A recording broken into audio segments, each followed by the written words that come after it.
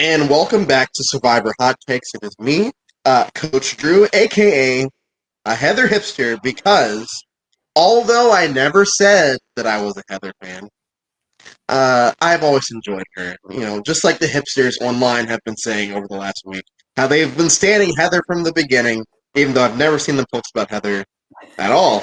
Um, I'm joined today by Emily, who is a huge Survivor fan, especially on Twitter. Emily, Super what is fan. your Survivor hot take? Oh, I have so many, and I have a lot of very controversial opinions, but I think one Please that we could give the most all. controversial one. Oh no, because I didn't plan the most controversial one.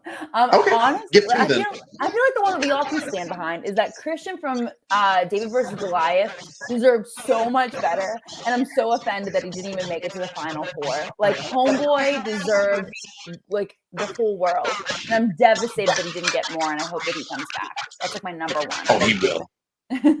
Well, you have to get the controversial take now because Okay, so my controversial take, okay, is honestly okay. So in All Stars specifically, okay, like I understand that Lex didn't make the right call by keeping Amber, okay, in season 8.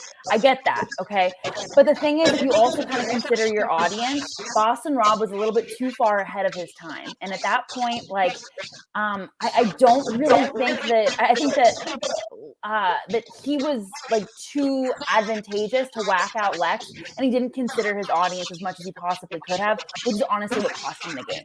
So that's my hot take. yeah, because All Stars. It's been a while since I rewatched All Stars. It's probably been about a year and a half, See it and tomorrow. It's the best I season. could just. It's not, but that's a hot take. I could Oh, just there you rewatch go. tomorrow.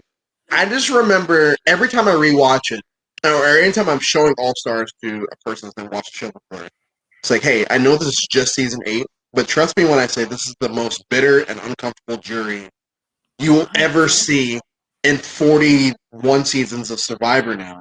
As 100%. every time I watch it, I have to like make a drink and sit there. It's like, okay, no, oh, no, Alicia's up. Oh God, all right. Oh, Lex is up. Oh my goodness, this is Lex was out for Kathy's. blood day one. Kathy's It didn't matter crying. who Oh did my them goodness. wrong. Like that was it, you know? Big Tom's. I mean, at least with Big Tom, you got the "don't be stupid, stupid" moment. So Not I just do for enjoy Big that. Tom. Oh, I'm so devastated. But he and Lex are still apparently like Yes, they BFFs. are. Did you know They they are. go to see each other in Virginia every year? Like, doesn't Yeah, that warm your heart? it does. Survivor OGs just falling in love. Um, so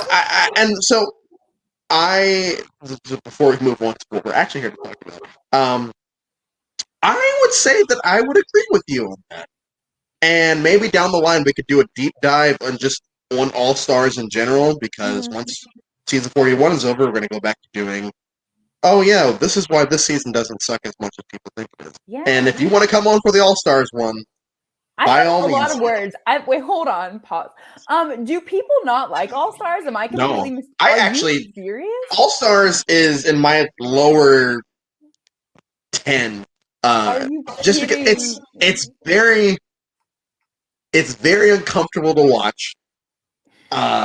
Mainly because of the Jenna thing, the Sue and Oh, Rich thing, oh um, yeah. Okay, great. the final tribal thing, and you could just tell like they. This was the first time that people have come back and they were friends, and yeah. Yeah. We'll touch on that at a later date. Season I can't 41. wait. Just tell me Tiffany's when. gone. How do you feel?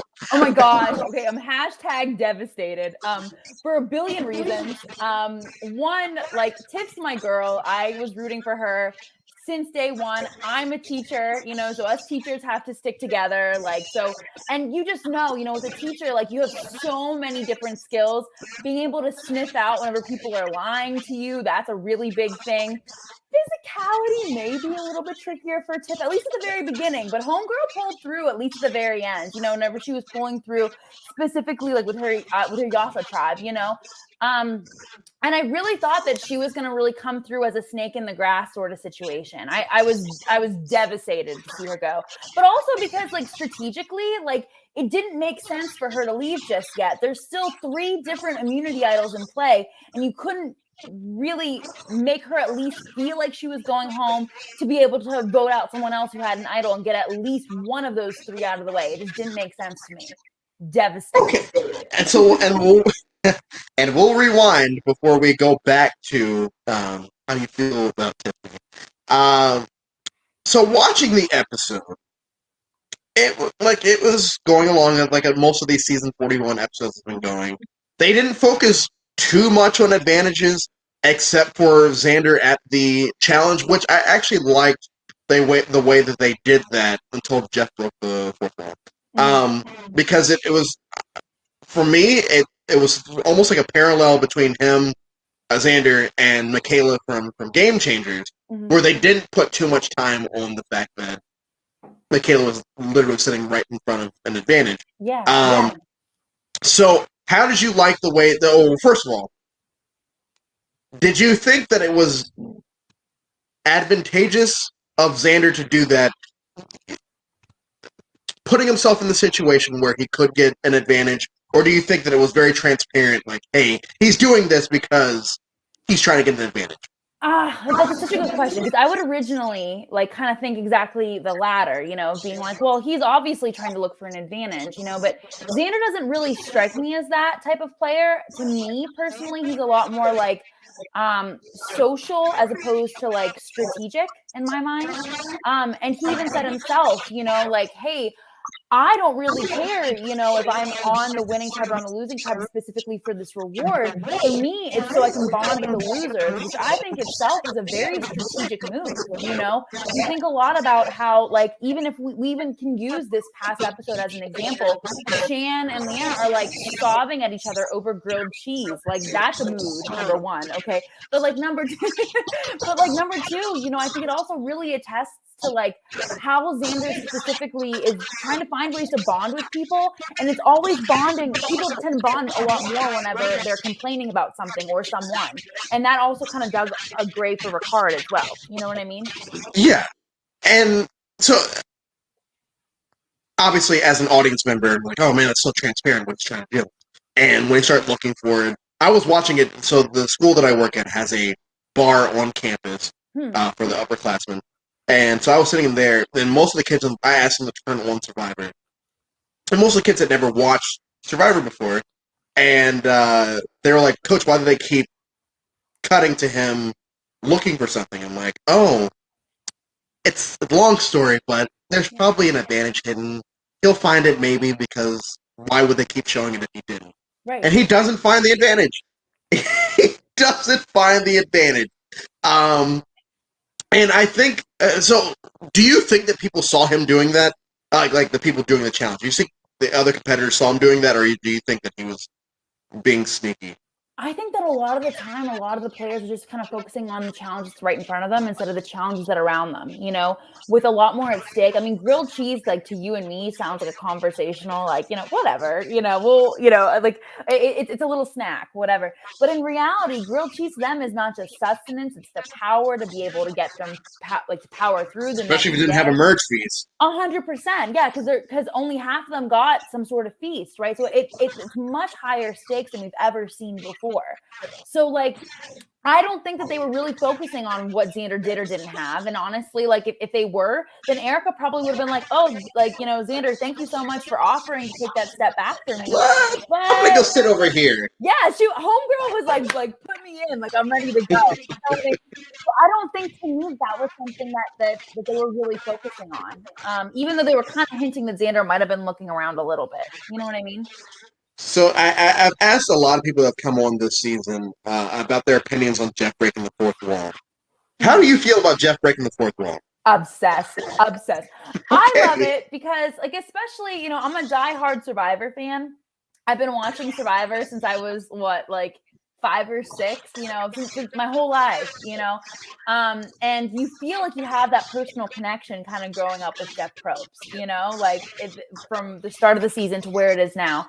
And now you kind of feel like you have a lot more of a personal connection of him breaking that fourth wall. But not only that, you can also really kind of see the thought process behind why they're putting the advantages where they're putting them, and kind of giving you a concept or a little bit more of an intel than the other players holistically have about who has what and when, So I love the fourth wall. Give me more of it. Give me all of it, You're not the only one.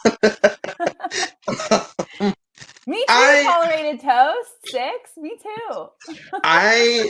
So it depends on the situation. I think that it was totally goofy when he did it. I think the first episode when they're coming to tribal and he's like, "Hey guys, look, they're about to come in. I can't wait to see what happens." Like, screw off, Jeff. Also, R.I.P. Eric. Never forget. He deserved better. Anyway, go ahead. Yeah. Well, Abraham. Oh yeah, didn't he also go by Eric? Am I wrong? Yes, yeah. It was, it was Abraham, and he was my winner pick. So, too soon. But in this case, like, I didn't hate it as much. Just because it was like a cute little troll moment by Jeff, by 60-year-old Jeff, or currently 60-year-old Jeff. So we get back to camp, and what happens with a lot of these challenges? The losing tribe ends up eating whatever food they have around. How did you feel about Ricard coming back from eating a meal and, still... Papaya-gate? Yes. Papaya-gate 2021. I'm so Hashtag never forget. Oh my gosh. Okay, so here's the thing, okay? Ricard, I watched, his interview again today. He was trying to defend himself, saying that I've never been in a season like this where we aren't allowed to do anything else. Like, homeboy, like, what are you talking about? You have to make sure that you're being respectful and really conscientious of other people's emotions and feelings. Oh, thank you, Kim Weaver. But 100%. Like that's exactly kind of where we're at. Like you want to make sure that you're conscientious of all other people's feelings and emotions. And like you don't think that people who haven't eaten since day one aren't gonna like raise hell after you try to eat some of the foods they worked really hard to get. You know what I mean? So I think that at this specific point, Xander wasn't wrong. Not Xander. Ricard. Yeah, Ricard wasn't right, and Shan wasn't wrong. But in reality, Shan kind of gets kind of shoved under the bus, like looking like she's a terrible person by the end of this episode. When in reality, we'll touch on that one. Yeah, for sure. I would agree with you on that one, and I guess we could touch on it now. There's been this weird, and I thought it was just like one or two people. Yeah. There's like a very big part of Survivor, the cesspool as I refer to it, of Survivor Reddit, Twitter, Facebook, that are not fans of Shan, but not fans of Shan as in, I just don't like Shan. Like, they straight up hate Shan to the point where I think Shan posted after the last episode, she said something along the lines of, I get it, you hate me, or something like that. Yeah, I saw that too, yeah. And it's crazy because she hasn't done anything, and I'm assuming that these people probably also support Russell Hands. If you can read between the lines. Shan's just a fun villain. Villain is a strong word, but like, Shan's fun to watch. She's not doing anything overly malicious. And a lot of these people are commenting. They're saying, well, she's supposed to be a pastor, and this, that, and the other. I'm like, yeah, you guys also don't like the Sepia because she was lying and all this stuff, even though she was preaching about God and all that. It's like, she said during her final tribal, that's between me and God. That has nothing to do with any of you people. 100%. And I feel like Shan's on that same type of wavelength where it's like, yeah, I'm here to play a game. Mm-hmm. When you play Monopoly or when you play bullshit, the card game, and that game is built online. Bullshit is built online. 100%. And no one's gonna sit there and be like, oh, you can't lie because you're a Christian or whatever. So people online complaining about Shan and saying that she's this, that, and the other, it's like, but you are the same people that support Boston Rob, Russell Hands, support all of these people. And, it's where's the line? I think I know where the line is, but where's the line with this? And it's not like there is no, up to this point, there is no true villain of the season so far. I would say that Shan is de facto villain of the season because she has her Shantham her music. But even then, I don't think that she's as, I won't say cutthroat because she is pretty cutthroat, but as can't think of a word. She's not in the Boston Rob Russell Hands category as far as villain. She's just a well, shit. Cochran was a semi-villain in Caramoan. The love of my life. I would die for him. I love that man. I would die. Cochran was a happy-go-lucky villain in Caramoan. It's not like Cochran was out here, playing the nice guy role. Yeah. 100%. Yes, exactly. Kim Spradlin's another one where it's like she was definitely cutthroat. She was definitely, not malicious. She was manipulative, and she was it's probably between her and Troyzan and Colton, but we don't count. Between her and Troyzan is like villain of the season. Yeah. But even then, Kim's not one of those villains where it's like, oh man, you're happy that Kim won, and I feel that way about Shan. But then I go online, it's like everyone hates Shan. It's a weird balance, because I feel similar to you. Like, I think that Shan has a really great chance of being, like, following that concept of a winner's edit, okay? She's, from the very start, has had a ton of confessionals. She's really established herself as a strategist, has had very, very calm and collected gameplay. And I think at this point, we can really either see her go a fork in the road, one of two ways. Either it's going to be her downfall, which is kind of what it's hinting at for the next episode, or it could be something where she learns how to adapt and how to react, and I think that, like, her perception, honestly, for the most part, like, everything she said to me personally was fine, but I'm so lucky that I have so many wonderful friends who also, I make them watch Forever with me, and now they just are obsessed. Shout out to Kim and Hope, because I think you guys are watching. Hey guys. But also, like, they were telling me, like, honestly, nothing that she said specifically bothered them until she said at this point, like, I'm gonna listen to Deshawn the same way that I listen, like I'm a pastor at my church. I'm gonna make them think that they're being heard, but in reality, we're gonna do what I think is right, which I don't know if that, like, kind of reflects, like, a villain persona situation, or if it's something that's just like, this is my strategy to get myself to the next episode. I'm not sure. I stand Shan. I hope she wins. I think that she's one of my favorites, but, like, her and Nasir for me. Yeah, you know what I mean? Yeah, and it's Utes talking there. It almost, it's like it's almost like if Sandra had gone farther in Game Changers. It's a subject for me too. Andy. Yeah, it's all because Sandra. Like, I love Sandra. But Sandra was almost like playing in Game Changers. It was almost like, hey, I've won twice. Let's see how I would do playing overly strategically. Yeah. And I think that if she hadn't gotten swap screwed that second swap in Game Changers, she would have definitely made the merge. Yeah. And then once the merge happens, what happens?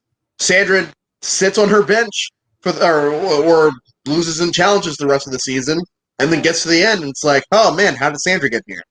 I think that Shan, if Shan makes it through this next episode, which we know is a double boot episode now, if Shan makes it through this one, I think I might sit there and say, you know what, Shan's absolutely 100%, not without a doubt in my mind, winning the season. Yeah. But she has to make it through this one because she has started to get portrayed as, oh, she's spiraling, and when people start to spiral, bad things tend to happen. Yeah. Bad things didn't happen to Adam when he started spiraling, Millennials versus Gen X, but it did whenever it happened in Winners at War, and that's kind of the thing. Like, I think that the biggest thing that Shan and Sandra have that are in common, specifically like here, where Shan currently is and where Sandra was, with Game Changers, is that cockiness, which cockiness is not a bad thing specifically, but it's that concept of feeling safe whenever in reality you're in a game where you are never safe and there's always the unpredicted and always the unprecedented, especially in season 41.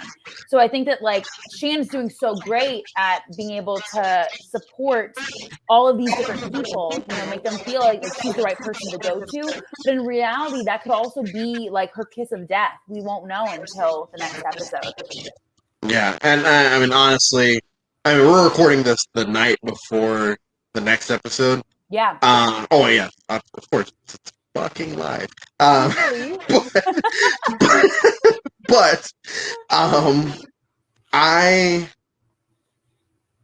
I'm fearful for her, but I think that depending on, because I don't know exactly what's going to happen to make it a double tribal. Yeah. But I'm hoping that she ends up in a situation where she's with allies, and she is aligned with quite a few people that I do think that if she ends up going, she won't be in any danger unless someone susses out the fact that, like, well, Shan has a lot of friends. Yeah. Especially Ricard. Like, she has Ricard, and she has all the black folk, basically. Yeah, and she also has Nazir. Like, Nazir even said himself, he's like, the people that I trust the most are Shan and Ricard. I'm like, are you serious? Because, like, they're planning your, like, death Wait right a minute. now, homie. Like, how do we get here, Nazir? He's too wholesome for the game. Like, I know. So Nasir is what I strive to be. Like if I was like, that's how in online games I try to portray myself as Nasir. It's like, oh man, I'm so wholesome. Please love me. And then I'm talking to people like, oh yeah, like let's do all this. I think that's why I love Nasir so much. And I would die for him. I love that man. I think most people would agree with you on that. Remember whenever he panicked and he was like, Jeff, I'm as confused as a goat on Esther. I'm sitting there with my box of wine, like, I said this last week. That moment is probably going to go down not as like a top 5 or 10 moment, but like one of the defining moments in probably Survivor history. Yeah, is that moment where he did this, because that's to this season's credit with the way they've edited it. They've done really well at like, oh yeah, this is what's happening. Oh, but you missed this that we forgot to show you that happened yesterday. So let's take it back. Yeah, and we'll show you this. And I've really enjoyed that. Yeah, the flashbacks and how the editing itself has really progressed, especially in season 41. Like, I'm kind of glad that we had a little bit of a break for them to be like, how can we push this to the next level? You know what I mean? Like, the flashbacks itself have left like my jaw on the floor multiple times. And I hope that we can see some more of that. Yes, and I think now that we're officially merged, that they're about to run into a few things, some positive, some negative, and I want to get your opinion on this. The positives are, the gameplay is about to get ramped up to 11, and I think we have a lot of great game players left in the game that it's going to be good. Mm-hmm. I think the negative side to this is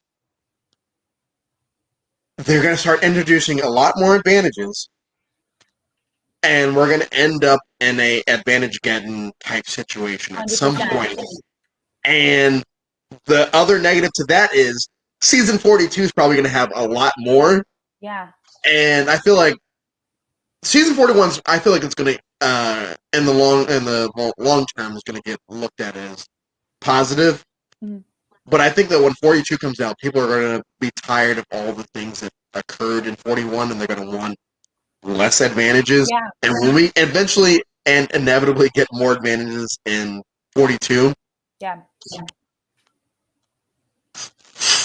Here's the hot take. Okay. I agree with you. I think that it's twofold for me.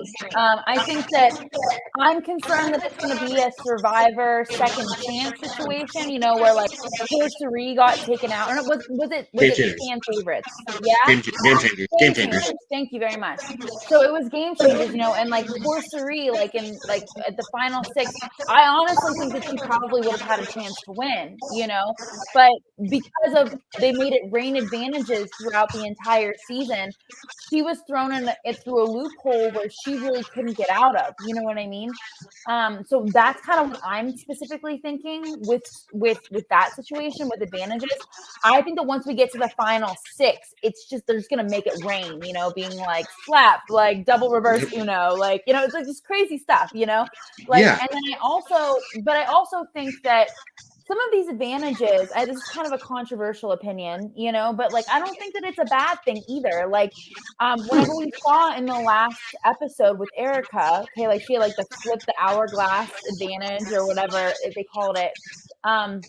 Like a lot of people are like, well, that's totally lame. Like I totally disagree with that. And I understand that perspective because it is like, you know, if you win, you deserve to win, you know, whatever, like the reward or the immunity or whatever, you know. But in this specific case, I don't think that it was bad because they did like they had to pick between, like usually schoolyard pick between like Nazir and Erica. And they knew that whoever they didn't choose was going to cost them some sort of specific, you know, some sort of specific opportunity in the game. They gave Erica the opportunity to decide what she would and wouldn't do. Would Nazir have done the exact same thing? Probably not. He probably would have thought about the other people. I think, you know, he's a very loyal person that way. So, and it seems like it, yeah. Mm-hmm. So, and I'll say this.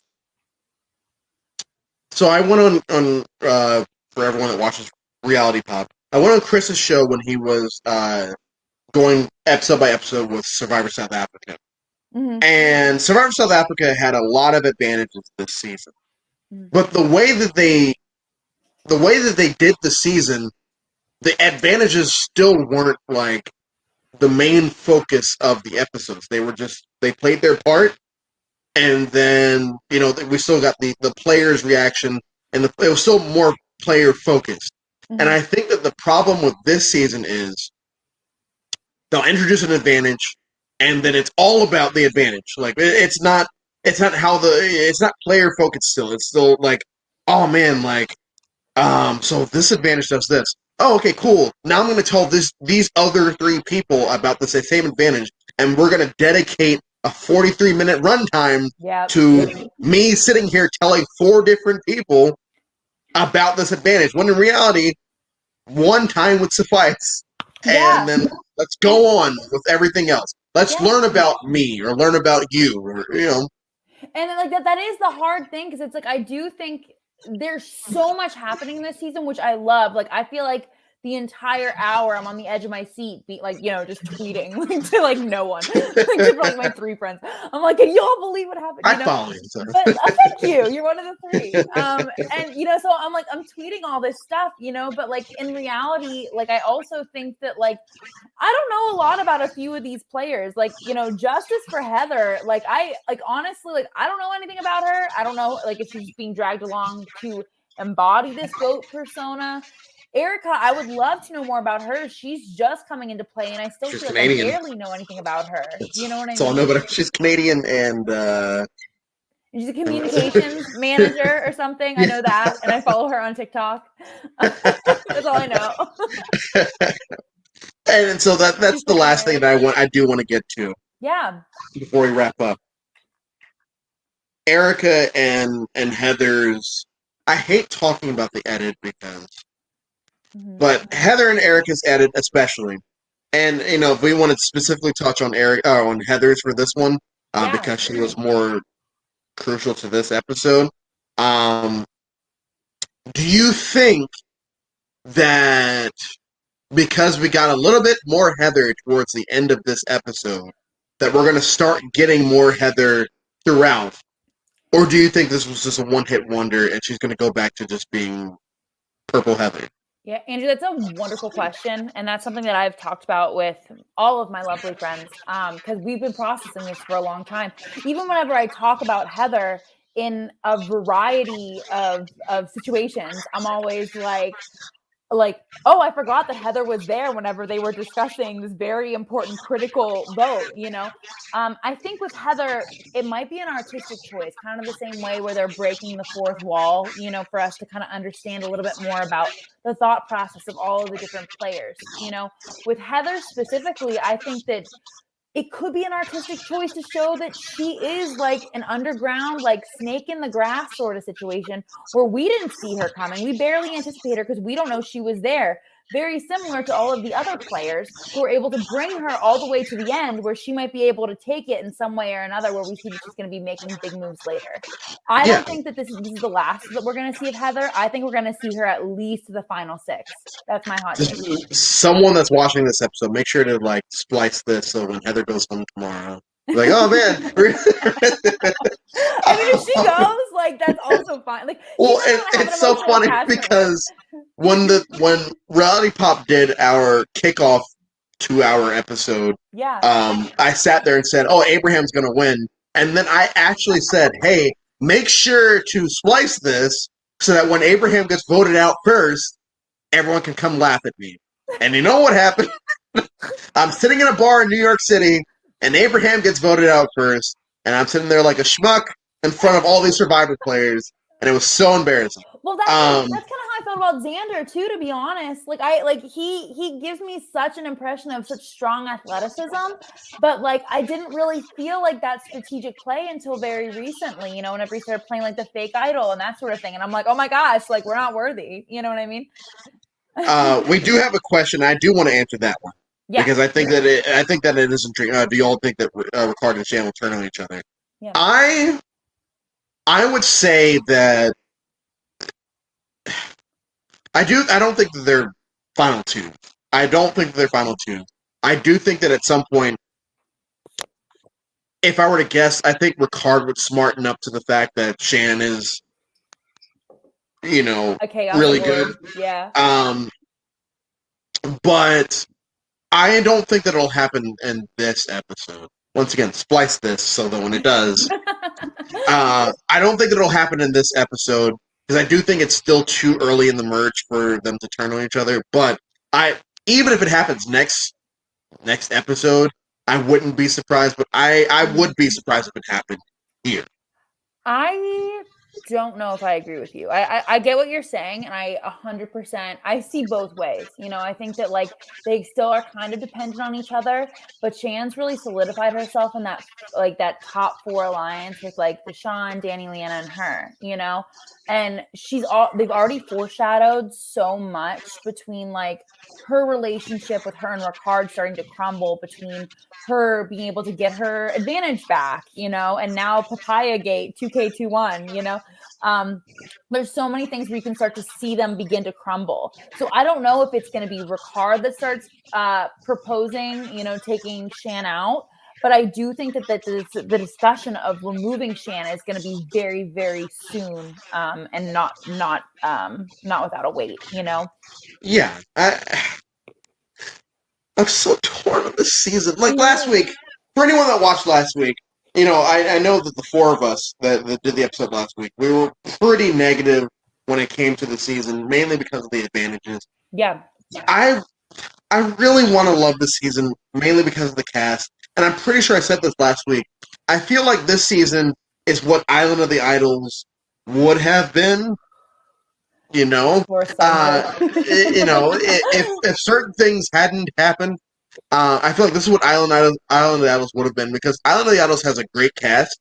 Yeah, it's also pretty advantage heavy, and I feel like if certain things hadn't happened, Island of the Idols would have been like a mid-tier season for me because of the cast. I think the cast would have carried everything, and I feel like the cast is carrying this season. But it just keeps getting bogged down, and this episode not so much, but it just keeps getting bogged down with all those advantages.